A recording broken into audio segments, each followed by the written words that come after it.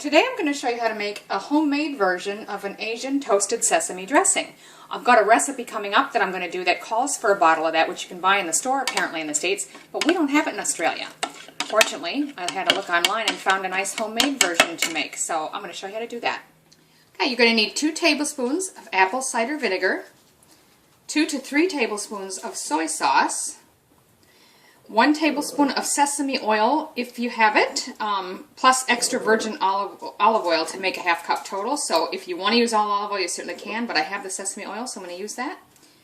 2 teaspoons of sesame seeds, which need to be toasted, so we're going to toast those ourselves. 2 cloves of garlic. If you've got whole cloves, that's great. I've got minced garlic in the jar here. And then 1/4 teaspoon of ground ginger. So there's a couple ways you can try toasting your sesame seeds. You could put them in a toaster oven on light setting if you have one. You could put them in the oven and just keep your eye on them every few minutes. I'm just going to try putting them in a hot, dry pan. Now this has been heating over a medium-high heat for a few minutes. And I'm just going to sort of stir them and keep an eye on them and see when they start lightly toasting. And you just want them lightly toasted, and I've already got several that are turning colors. A couple are starting to get a little darker, and I can smell them, so I'm going to take these off. They only took a couple minutes. I'm just going to go ahead and mix everything in this. If you could use a bowl, whatever you can fit a whisk into to blend them together. It'll be just fine.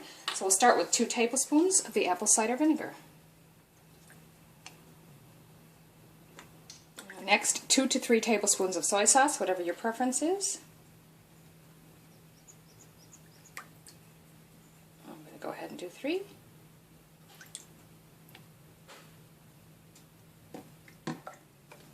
So here I've got my 1 tablespoon of sesame oil. Now they say to add enough olive oil to make half a cup. Now you could measure it all out in tablespoons. It would be 8 tablespoons all up, so 7 tablespoons of olive oil. I'm just going to put it in this half cup measure.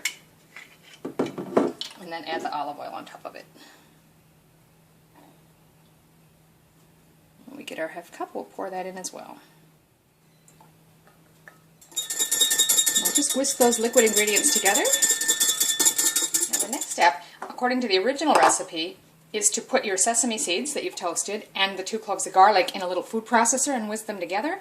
I'm using minced garlic already, and my food processor is certainly not going to do any more chopping of sesame seeds. They're too small. You'd have to use like a coffee grinder to grind them up, and I want to leave them whole anyway. So I'm just going to go ahead and mix the garlic, ginger, and sesame seeds together. So for 2 cloves of garlic, I'm just going to use 2 heaping teaspoons full and 1/4 teaspoon of ginger.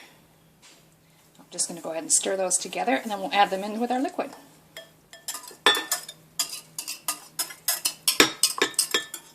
Now just whisk that all together. You'll want to give it a good mix like this before you use it as well. Now if you're just going to use this as dressing, you can use it, keep it out of the fridge and use it up within about 2 days. Or you can put it in the refrigerator, but you might need to take it out for a little while before you use it because it may thicken with the olive oil in it. I'm going to go ahead and pour it in here